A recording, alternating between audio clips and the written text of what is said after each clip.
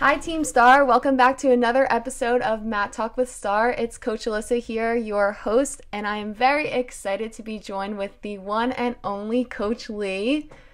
Hi Lee, welcome to the podcast. Thank you. So excited to be here.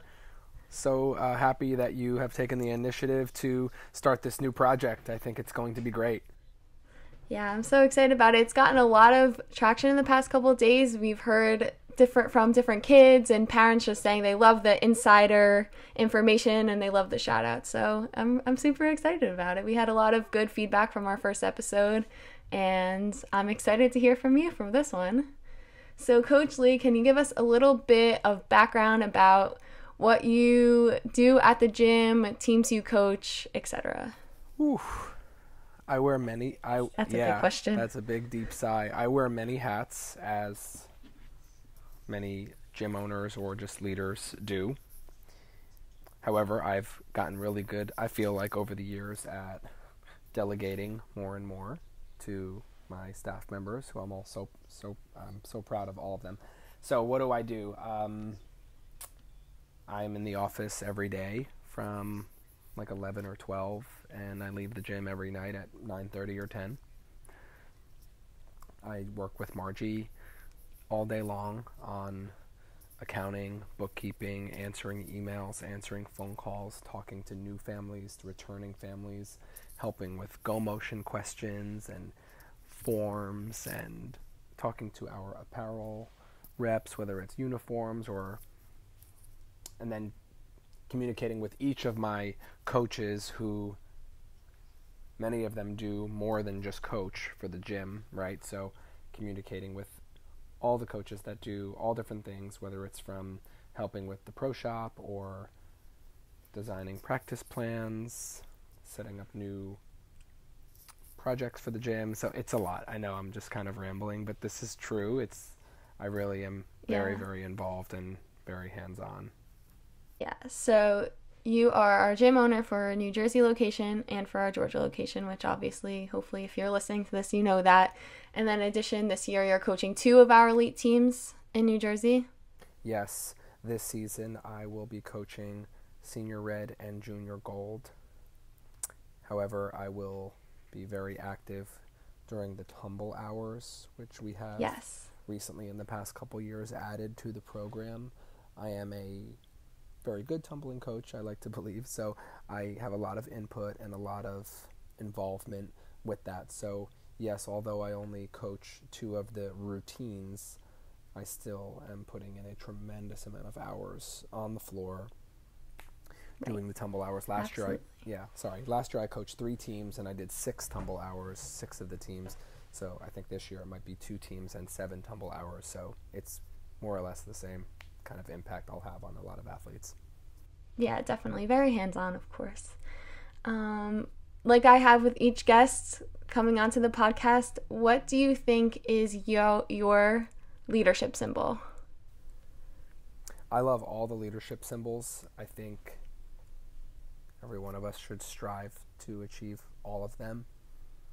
If I had to really pick one, I really like the Nike check because it represents things that are excellent, and I strive for excellence in everything I do, whether it is communication or putting together a program or teaching tumbling or the execution of the technique for my teams.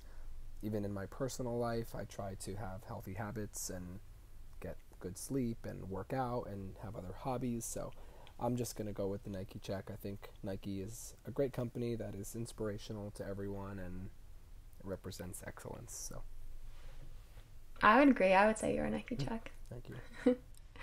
So to get a little bit more of an inside look at Coach Lee, we put on our Instagrams stubs for you to submit questions. So we had some from New Jersey and some from Atlanta. We're really trying to get everyone as involved in this podcast as possible. So I took all the questions that we got in and kind of narrowed down into like a top 10, 12-ish of questions. Honestly, I don't even know the answer to all of these, so I'm actually excited to hear from you some of these answers. So I guess we'll start from the beginning. What age did you start cheering? I started cheer at age 16. I did gymnastics before that, but believe it or not, I was not very well behaved as a young child in gymnastics. I lacked the discipline and structure that I have in my more mature and older years now, as I'm sure many kids struggle with. But I just liked the tumbling component the most. I didn't like everything else, so I took a break from gymnastics, but always loved to tumble, and it found my way into cheer around 15 or 16. So that is the age that I started cheering. And you started cheering all-star, right? Yeah. I cheered at Star Athletics, if you didn't know that, in high school for 2 years. I did 1.5 seasons for my high school, which is Ramapo High School in Franklin Lakes, New Jersey. I did one football season and one basketball season, but obviously I really liked the competitive side of All-Star and the flashier routines and skills and uniforms and all that kind of stuff. So I did 2 years of All-Stars, which is not that many. That's why I look at all these kids and feel like they're so fortunate and so lucky to have so many years. So anytime they get hung up about skills or what team they're on or all stuff like this, I wish they had some more perspective on, the rest of us that maybe didn't get as much of that. Yeah, I definitely agree. We were saying in our last episode how even at our youth programs, how it takes so many years to get to the elite level or to move up to the next level. So going along with your experiences as an athlete, what was your favorite memory as an athlete? I started getting really good at tumbling once I started, and I just remember watching really good tumblers and thinking that I would never be able to do some of the things they were doing, and then I started to, and it was just really, really cool. I was very excited to just get really good at something, especially starting like later in life, even though you're not that old at 16, but in terms of high school years, that's towards the end. So that was a great memory, cheering with some really cool people that I still try to talk to every now and then just experiencing some of the really big teams for the first time, some of the same teams that the kids today love to admire, like Top Gun, for example. I mean, I saw Top Gun Large Co-Ed so many years ago when they would do standing fulls and double fulls on dead mat before there was even spring floor in all the competitions. So I definitely remember seeing some of that stuff for the first time and falling in love with cheer just like these kids do today. I think that's pretty cool that it's still going like that. Yeah, I know what you're talking about. Like that first feeling when you're watching that big team, whether you're in cheer sport, you're even in Atlantic City, or when we went to NCA, it's just like really amazing because that's some of the highest level of our sport. So I think that factor really draws you in even more. So in addition to watching those higher teams, what was your highest tumbling pass? I guess maybe that you've ever done, not necessarily competed.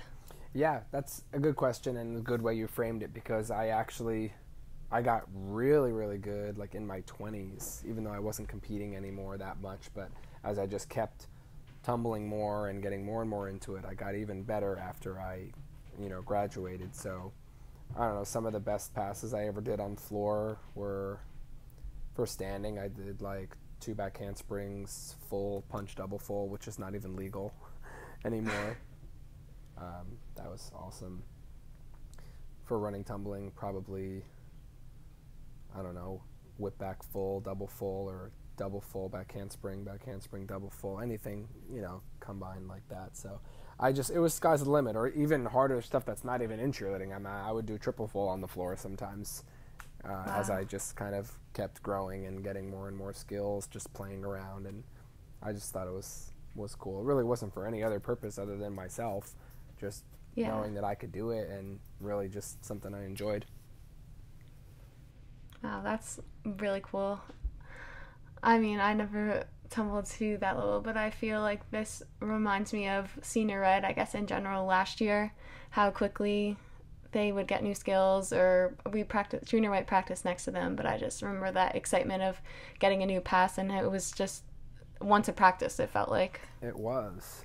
That was absolutely wild, and I am very proud of that, and I do attribute it to our tumble hour and the time that we spent with them, and also their willingness and courage to learn and try new things and be committed to conditioning or any drill I asked them to do. I mean, very, very proud of all of them and the growth that they've had over the past year.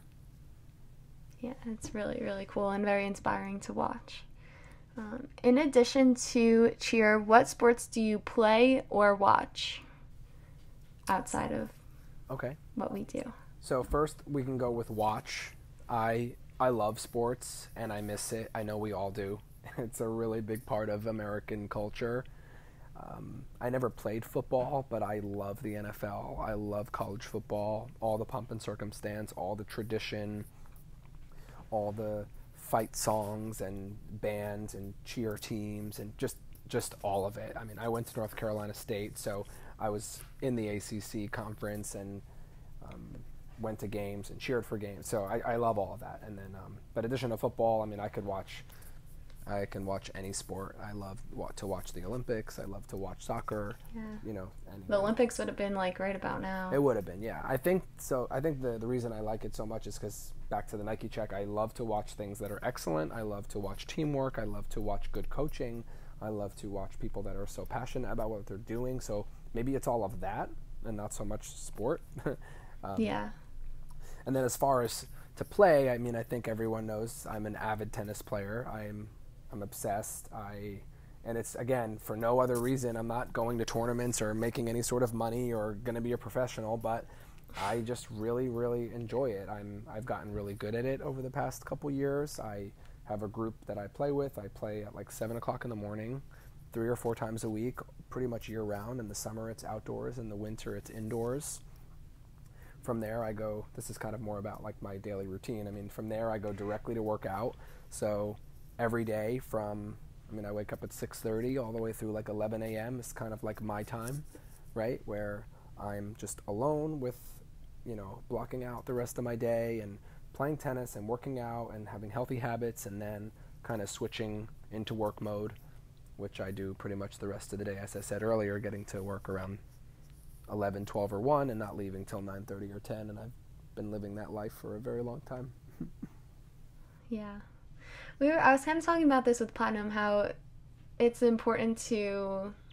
challenging at first, but it's really important to get into those healthy habits, and when you graduate, you're like, oh, what am I supposed to do after cheer? Like, cheer is how I work out, it's how I socialize, and just like finding, I guess, a new way to have fun while working out poses as a challenge for, I think, a lot of people. Yeah, I agree. Personally, I decided I picked up spin with Coach Allie, but I guess it would be the same thing with tennis. It's just some fun way for you to be active. Yeah, and it is still competitive. I mean, I love to beat the guys I beat or play against ones that are better than me and lose and try to get better. And so I think all of us that have done cheer are very competitive by nature, and it doesn't go away. So to your point, it's a great point you bring up. Like, when you're done with cheer and you're an adult, there's no reason that should just go away, and you should just lose your competitive drive and how much fun it is to compete. So I feel very blessed that I have that activity, and that I'm able to do it during hours of the day that I can fit it in and still have a work-life balance. So yeah, I think it's great. Awesome. Our next question is, what do you enjoy teaching most? Well, I love teaching tumbling most because I'm the most knowledgeable about that. Mm-hmm. I love all parts of cheer. I can teach stunts and choreography and transitions and all of that. But I would say tumbling the most, because I really feel like I do a good job at breaking things down in very small parts and giving little nicknames for ways to do things. I've studied a lot about communication and how to coach with your words versus demonstrating, right? I always say, if I was in a wheelchair one day, God forbid, and if I lost my ability to tumble, which I don't even really tumble anymore as a demonstrator, but when I was younger I would, to demonstrate how I wanted it to, because kids are visual learners. But I always am challenging myself, and I'm like, use your words, use your words. And if they don't understand it, find different words. If they don't understand it, find different words again. So I enjoy that challenge of seeing how effective of a communicator I can be to get people to put their bodies into unnatural positions, because that's what tumbling is. It's not natural. And then have them achieve and learn these skills and do them very well. So I really enjoy the whole project of teaching tumbling and breaking it down and communicating it. Yeah, it's hard. It's hard. It's like being a school teacher. I feel like, in the way that you're saying you have to teach to different ages and abilities, and a lot of times changing old habits and forming new ones, and just like being able to speak to an audience in a different way and have everyone understand and process it is challenging. Absolutely. And going back to tennis for a second, the reason I've gotten so good is because over the past 3 years, I actually take private lessons for tennis. It's not just like a hobby that I like to do. I actually enjoy being a student again. So I take that role of being a student, and I analyze the way my tennis coach is speaking to me. And when he says something that really clicks, I'm like, okay, that thing that you said was perfect. The 5 others, I wasn't getting it yet.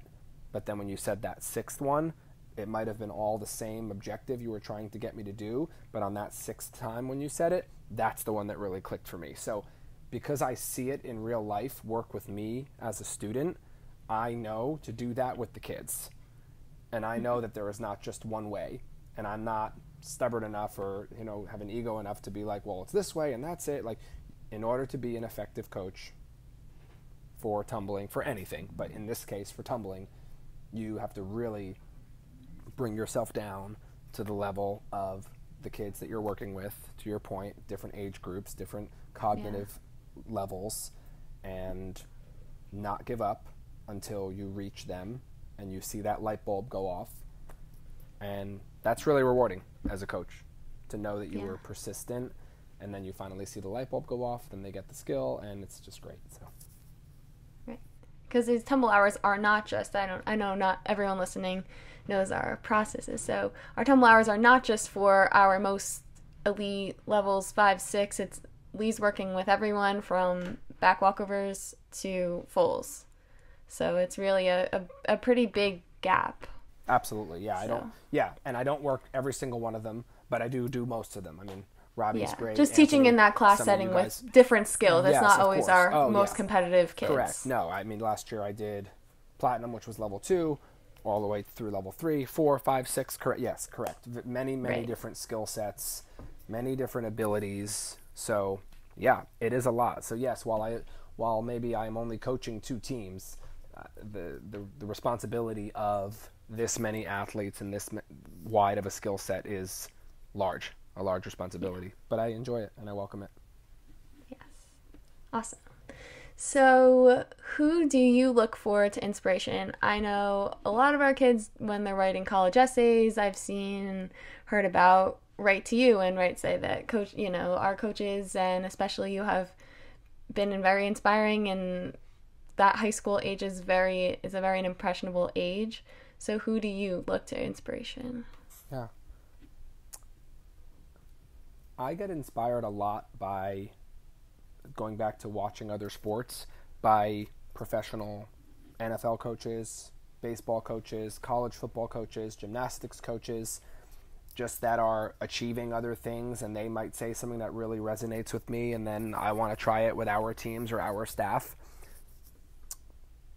I'd say the other thing is I'm really into businesses and like the stock market and all that kind of stuff. We haven't touched on, kind of non-sports topics, but I love to watch CNBC and Jim Cramer and Mad Money and all these shows, and every single day they have different CEOs on their show, right? Anywhere from Target to McDonald's to AbbVie and Johnson & Johnson and Coca-Cola and Apple and Microsoft and Intel and AMD, all these companies. It's awesome though. I mean, especially during the pandemic when I was home for so long, I was watching that every day and seeing the way they communicate their struggles, their problems, their successes, their failures, their quarterly reports, all this stuff with their employees. Just, I'm very inspired by CEOs of major corporations, basically, and how they handle business.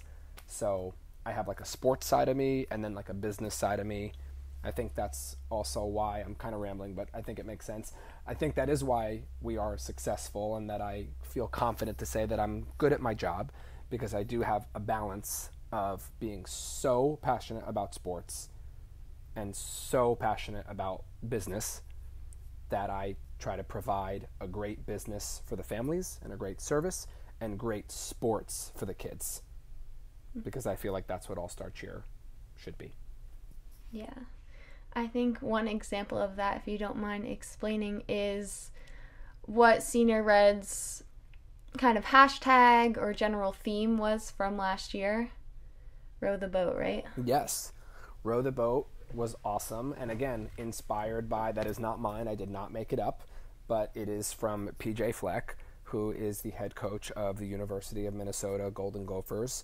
And I actually, for a football team, but I actually heard him say it several years prior to that when he coached at smaller schools. So I love watching the journey of other coaches kind of, grow and, grow through the ranks and all that. But anyway, his whole thing with Row the Boat is like if you're in a boat and there's, you need good teammates and you need a good culture. And if like you have a bad teammate or a bad coach or something and someone pokes a hole through, now there's water through the boat and like things are falling out. So we need a strong boat and we have to just keep rowing every single day. And Row the Boat is it's just a mantra to live by, and that every day that we're in the gym practicing, we're going to just keep moving forward, even if it's slow. I mean, if you think of like a crew team, right, when they're like sitting in the boat together and they have to be like, pull, and they're like saying all those words and they're like doing it together because it's like really heavy and they're in a race. So I don't know, it's just a great visual, I think, to have for a team. So yeah, we did that last year. We're probably going to keep it.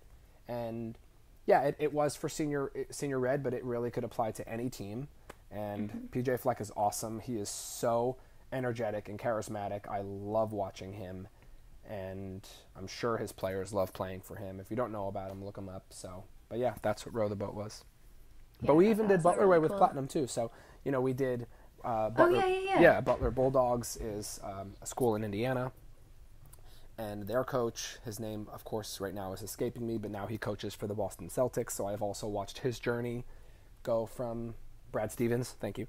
Brad Stevens used to coach Butler. They made the Final Four 2 years in a row. It was wild, like this really small school. And now he coaches the Celtics. But the Butler way is these 5 principles of things that they stand by: unity and humility, and don't be lukewarm and be passionate. But, so there's all of this inspiration that is all around us, that over the years I have just found so much of it and brought it to the Star Athletics culture, and it really, really helps our teams and our athletes, and it's good stuff. So thanks for reminding me about some of that. Yeah, totally. In addition to our different team motivations and stuff like that we work on at practice, what is your favorite competition memory?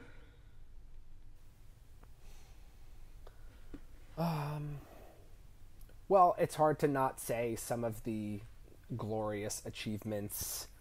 Winning the very first inaugural summit in 2013 was absolutely mind-blowing. It was insane. The programs that we beat, only in 2013, we were just 3 years. I was just 3 years in to owning the gym, and we beat these amazing teams down there, and that was great.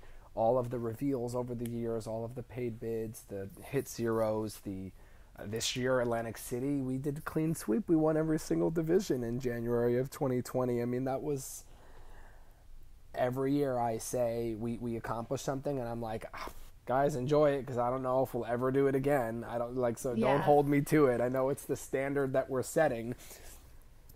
I think about a standard of excellence like Duke basketball or the New England Patriots, like these teams that every year are just going to be in the playoffs and be there at the end of the year because they have great coaching and great systems. But that is the standard we have set for ourselves at Star over the years. We really, really have. So my memories are, yes, there's tons of them for every team. But I think if I had to look back on 10 years, the consistency that we have had, not only now in our region, but like nationally, as a program Yes. that is just always very competitive in every division. That is something that is very difficult to do and took a long time to do, and I'm so proud of it. Everyone should be. I agree. I just have one quick question about strobe lights on a Monday night. This is off our list. But did you off just script. wake up? What happened? I said off script. Yeah, off script. Did you just wake up that morning and you decided we're not practicing today, like we're celebrating it for this weekend? Because looking back, given you didn't obviously know what the next couple months would have in store, but looking back, like, it is such a phenomenal memory, and I just am so glad that we did that. Yeah, so am I. If you want I think one of your segments is Star Secrets. Mm-hmm. Star Secrets. Yeah, so strobe lights on a Monday night. I mean, that phrase I didn't coin until that night when I was standing there seeing it, but the planning for it actually happened the night before. And I do want parents and everybody to know how quickly we come up with things and, like, with the snap of a finger have, like, these incredible events. We drove home from Atlantic City. I was with 2 of my other coaches. 3 of us drove home together, and we were in the car, and I was like, we were just like, we've got to do something. This is incredible that we just did this. We knew we were going to have a bid reveal, because bid reveals are always on the Monday nights after events, but we were like, no, this has to be bigger than that. And we just started rolling with the vision of, like, I want every single kid there, everybody wearing their jackets, every parent, every this. I want to announce them all. I want to do it earlier. I want to make, like, our own award session. And we did it. We planned it the entire ride home from Atlantic City. The next day, like, Lauren's running to Party City, and Stephanie's running here, and who's getting strobe lights, and who's getting balloons, and who's getting glow up balloons, and Robbie's setting up the projector, and who's doing that. It was just chaos, but in the best way. Absolute organized chaos.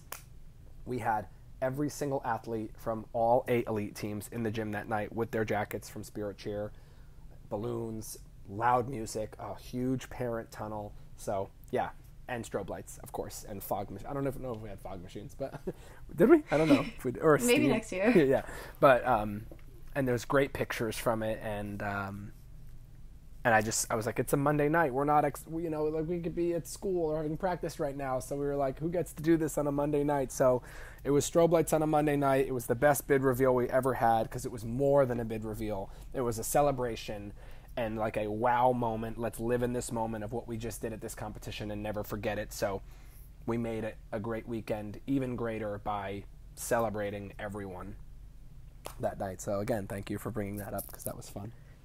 Yeah, that was one of my favorite memories from this past year, definitely. Now, looking forward, what are you most looking forward to for this season? Season 11 in New Jersey and season 1 in Atlanta. Yeah. Obviously, I'm looking forward to being at the first season for STAR ATL. There are over 200 athletes at our gym down there, which is incredible, and the coaching staff is amazing, and I was there for an entire month from May 11th to June 11th, getting the gym set up, working with them every day, building bonds and relationship, getting to know kids and parents, and it was awesome, and I can't wait to see how it all comes together. I think for both programs, for New Jersey and Atlanta, I'm looking forward to the way that we can all adapt to whatever is thrown at us and stick together and still have a sense of belonging and star pride, whether we are doing, competitions, whether it's virtually or in the gym, or at competitions, whether we're traveling or not, whatever is thrown our way, we are going to be resilient and adaptable. So I'm looking forward to being tested, because that's what life does to us all the time. It's already done it to us for the past 4 months, and seeing how we can recover from that and still just knock it out of the park and have a great season no matter what that is. Yeah, definitely. So you mentioned traveling down to Georgia, and a lot of people had a lot of questions about now balancing both. So how have you, since the beginning of STAR ATL, how have you been balancing working in the New Jersey location and Georgia location? Has it been hard? The reason why it's not hard is because I have the most incredible staff in both locations that I could ever ask for in the entire world. The amount of initiative that they all take, whether I give them direction or not, I can give them direction and they take it and run with it. A lot of times, and it's honestly happening more recently, we have built so much trust over the years and belief in each other that the amount of initiative, this podcast was created, to be honest, Star Secrets, without even my knowledge. I didn't even know. And then I saw it and I was like, wow, that's awesome. Look at them. They figured this whole thing out. I love it. It's exciting. I'm so proud of them for doing it. And that same thing has happened across so many different avenues where there's so much initiative. And I think that's amazing, though, that I have staff members that are not afraid to take initiative. I hope it's because of the relationships and trust that I've cultivated with them, that they know what is on brand for STAR and what isn't. I believe we've established what is on brand for STAR.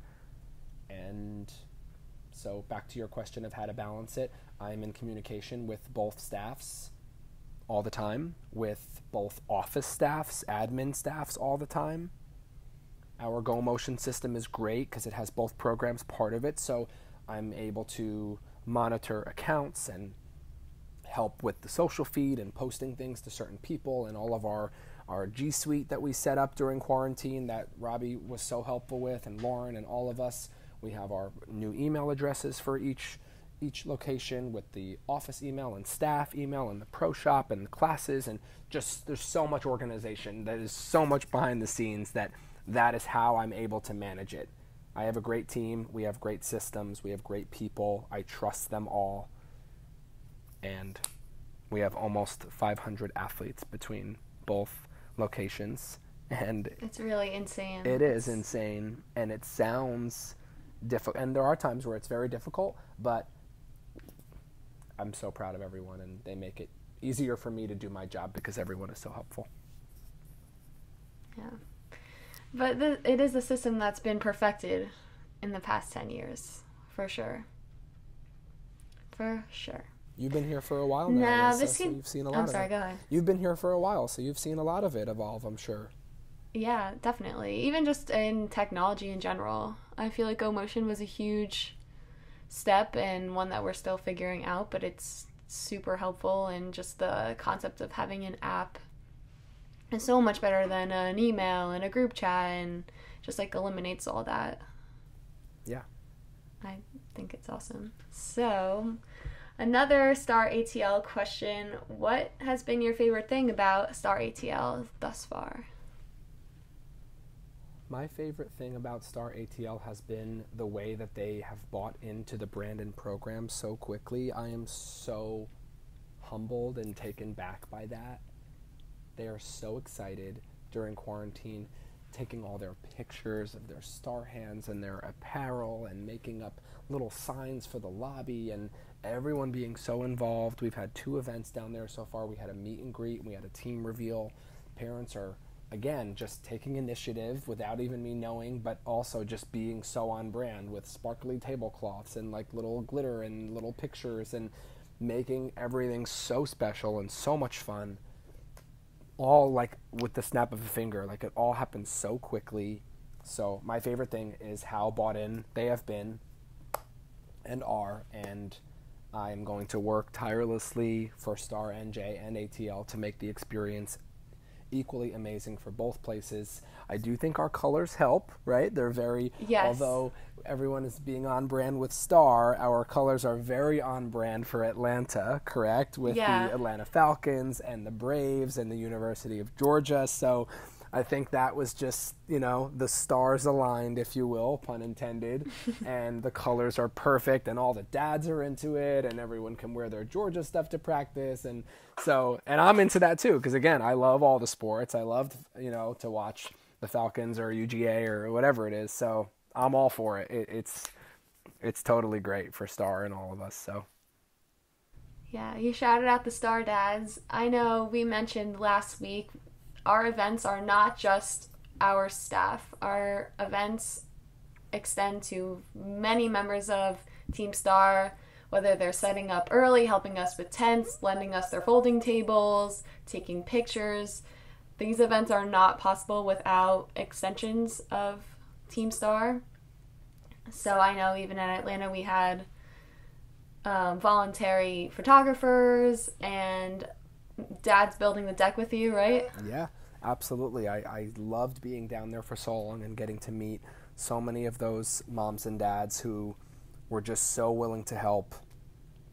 You know, Andrew had the scissor lift company. He brought the scissor lift over so it turned a 50-hour project of hanging a banner into a 5-minute thing, hanging the big backdrop, you know, like just people like that were just so helpful. Tanya let us keep the trucks at her house and let us borrow her air tracks before we had the tumble. I mean, there's endless things that these parents were just willing to do immediately to make it easier and smoother for us to get off the ground and get the gym going.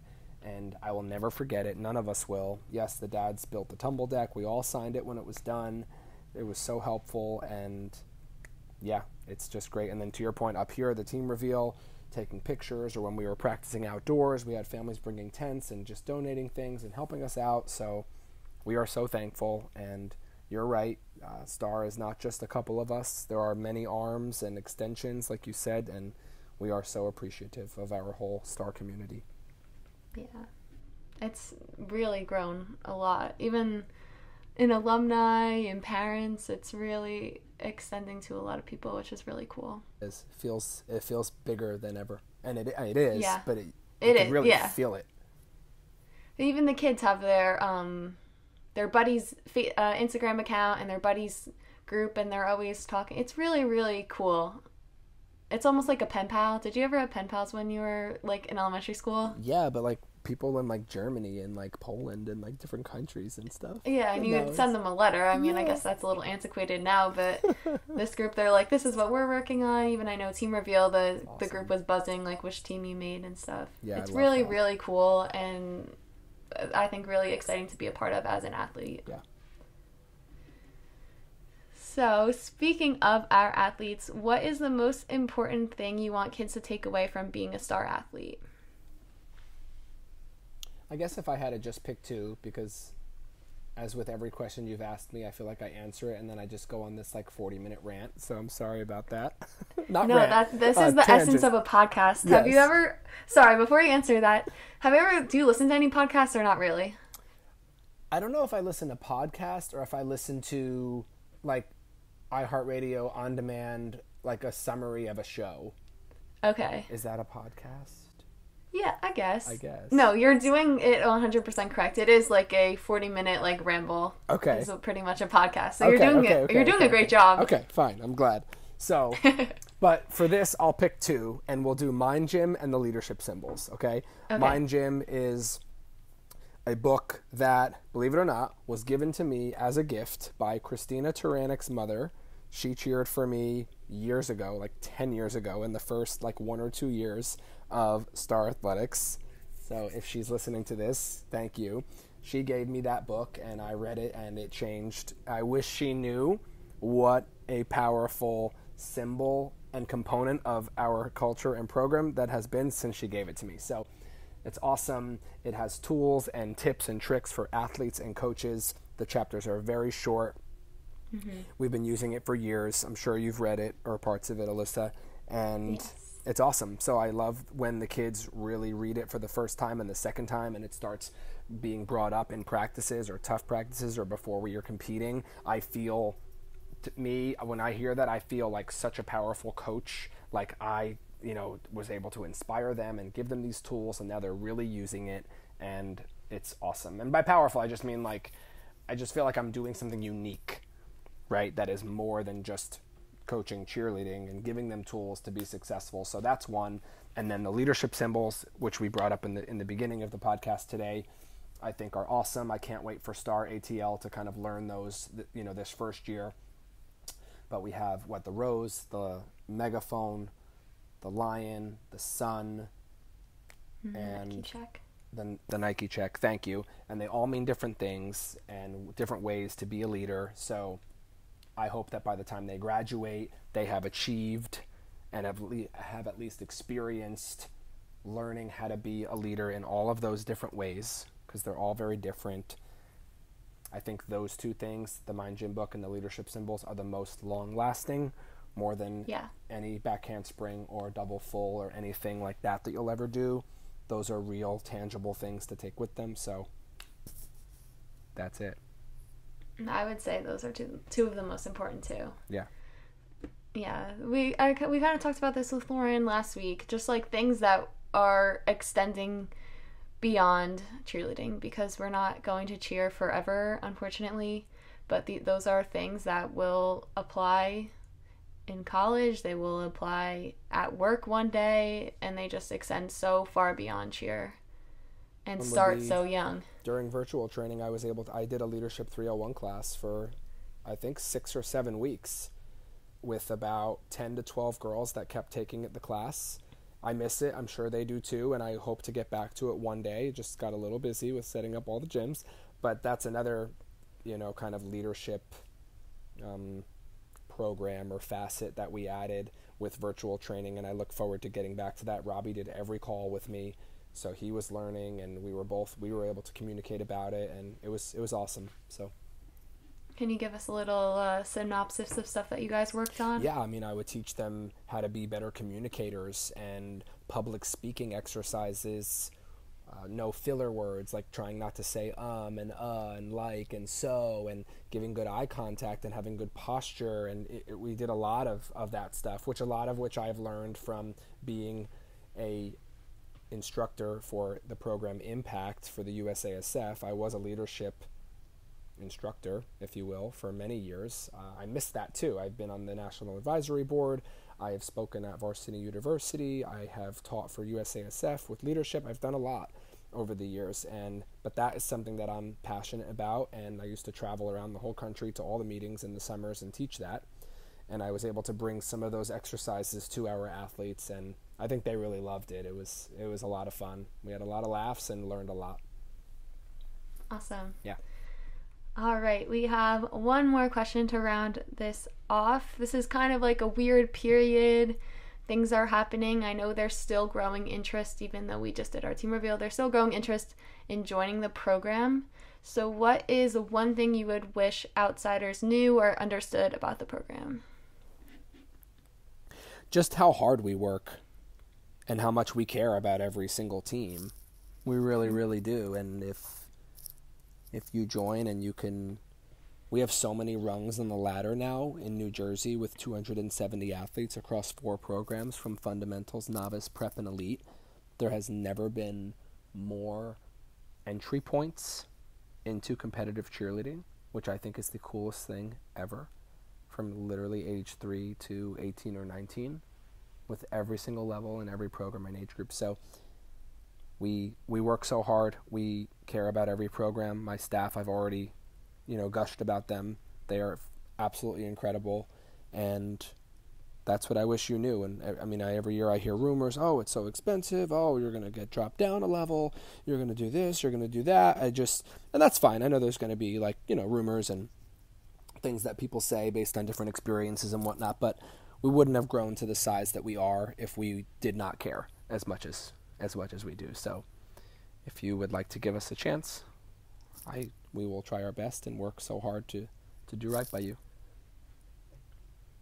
I think you should give it a chance if you're on the fence. We would definitely recommend here. Yeah. Alrighty, so that's that. Yeah, that is our interview. That was awesome. Thank you for the thought-provoking questions, and even some that were off script and making me think a little bit more. And I loved it. Like I said, sorry for rambling at times, but I hope people appreciate the insight. And, I was thinking during quarantine, when all the coaches did their little Instagram live videos, I never got to do one, which is okay. But I was on a lot of them and watched you guys do them. But I was looking forward to kind of sharing some of my insight. I think people like to hear it. So thank you for this venue. I think it's been really cool. I've gotten a lot of awesome feedback. I know parents, because right now we're dropping off outside, but they only really get to see very little glimpses of us, and most of the time it's just introducing our name and the teams we coach, and that's about it. I mean, I know we follow each other on social media, but this is a little bit more of a personal connection, I think, at least. So it's been really exciting. I've been loving it. It's been awesome. Again, huge shout out to Lauren, who's about to edit this. Thank you, Lauren, for your guidance and your tech support and everything you've done to help me get this off the ground. So with that being said, thank you guys so much for joining us for our second full episode of MatTalk with Star. We have been posting our episodes Sunday nights at 8 p.m. on YouTube, so be sure that you're subscribed to our YouTube channel in addition to looking for updates on our social media accounts, *_Team Star for our New Jersey location, and at Team *_ATL on Instagram and Twitter, as well as Star Athletics New Jersey on Facebook and Star Athletics Atlanta on Facebook. We have one last bit before we close out tonight's episode. We have a GoFundMe link in our links in our Instagram to an account for Ava, who has cheered at our program for many years and was an awesome athlete for us. She is currently battling cancer for the second time, so in case any of you didn't see it, please be sure to check that out. Donate if you can. If not, please share and spread the word about Ava. Yeah, I just wanted to shout out Ava, quickly. If she's able to listen to this, just know that we are thinking about you, and I miss you very much. You were like a little sister to me. We would kind of bicker and argue and had a kind of different relationship than, some of the other athletes, and I think it was just in good fun, and you progressed so much and got so much good tumbling, and, we miss you. So we know you're going to be a fighter and be strong. So we love you, Ava, and we can't wait to see you again. Yep, Ava, we're thinking about you, and that is all we have for tonight. So thank you again, Lee, for sitting down with me and recording this episode. Yep, thank you also. We will be catching you next week, everybody. Bye.